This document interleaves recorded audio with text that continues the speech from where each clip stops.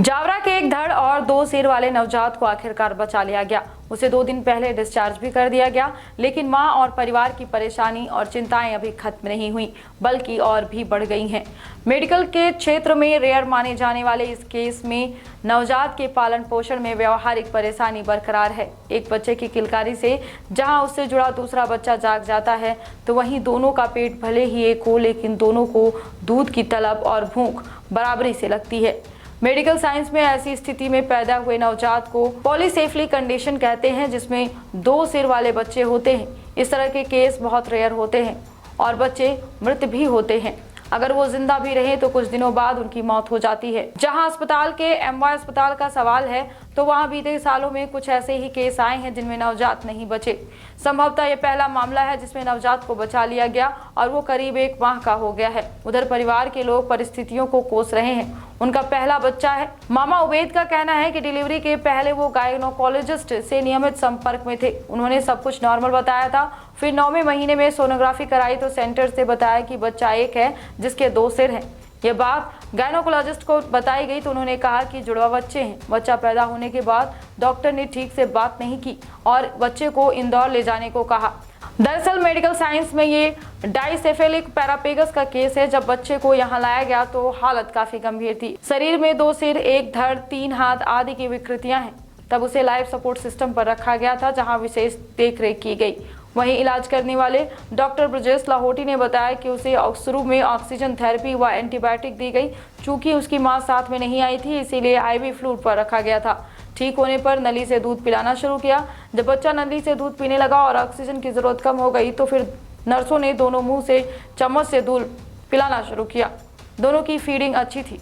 Discharge के पहले routine test व सीटी स्कैन भी करा लिए गए थे। हालांकि सीटी स्कैन का महत्व इसलिए भी नहीं था क्योंकि सर्जरी नहीं करनी है। बकौल डॉक्टर लाहौटी, ये कंजवाइन ट्विंस या केस है, यानी 2 सिर वाला बच्चा। यानी जितने भी ट्विंस बच्चे होते हैं उनमें ऐसे केस सिर्फ 2% पाए जाते हैं। ये काफी रेयर होते हैं और ऐसे बच्चे 3 से 4 हफ्ते ही जीवित रह पाते हैं।